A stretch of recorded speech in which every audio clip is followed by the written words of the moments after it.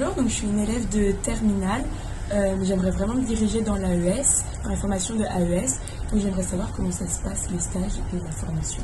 Donc bonjour, du coup moi je suis en initiale et du coup j'ai 3 stages de 8 semaines à faire dans l'année. Bonjour, moi du coup j'ai choisi la formation par apprentissage, donc c'est un apprentissage de 12 mois et avec un stage de 4 semaines au cours de la formation.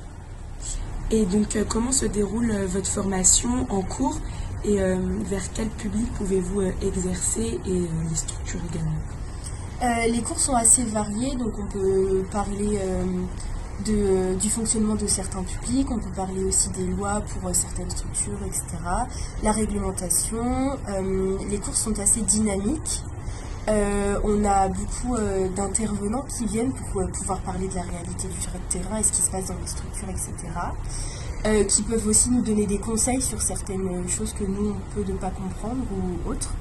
Et il y a aussi, on fait aussi des visites de structures, donc ce qui nous permet de voir avec qui on pourrait travailler plus tard, les différents stages qu'on pourra avoir, etc. On a aussi, nos formateurs sont d'anciens professionnels, donc c'est plutôt bien parce qu'ils nous donnent un peu leur vécu, ils nous expliquent ce qu'ils ont vécu dans leurs anciens travails et tout, et du coup je trouve ça plutôt, on trouve ça plutôt bien. On a aussi tout ce qui est analyse de pratique, donc c'est bien aussi parce que ça nous permet d'un peu évacuer ce qu'on a mal vécu en stage, ce qu'on appréhende et tout, et du coup je trouve ça super bien. Je vais maintenant t'accompagner du coup pour faire la visite des lieux de Jeanne d'Arc. Est-ce que vous pouvez m'expliquer un AES peut travailler dans quelle structure et vers quel public?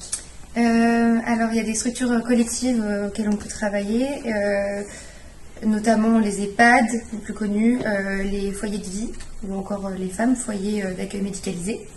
Et pour le public? Et pour le public, tu peux également travailler avec les enfants, les adolescents ou les personnes âgées. Et pour rajouter, juste pour les structures, il y a aussi forcément le secteur du domicile. J'ai entendu qu'on pouvait aussi également travailler avec des enfants. Alors, on peut travailler avec les enfants dans des dispositifs Ulysse ou encore dans les IME, MEX. Et quelles étaient vos appréhensions et vos peurs avant de commencer cette formation?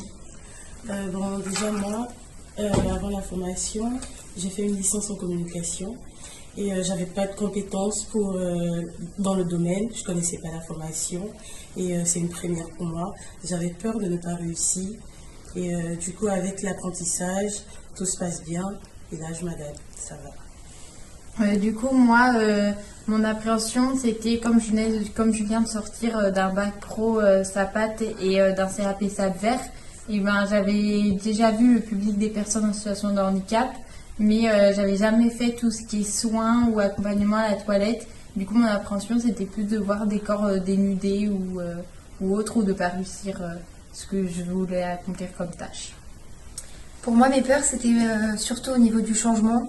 J'ai fait 4 ans en expérience professionnelle à domicile et devoir changer en apprentissage était compliqué puisque j'avais plus le même public, mais au final, avec la formation, on apprend à comment s'adapter. Et moi, avant cette formation, j'ai fait une première année d'éducateur spécialisé que j'ai dû arrêter pour raisons personnelles. Et j'avais peur de ne pas retrouver assez d'accompagnement et d'animation et de trop retrouver les soins.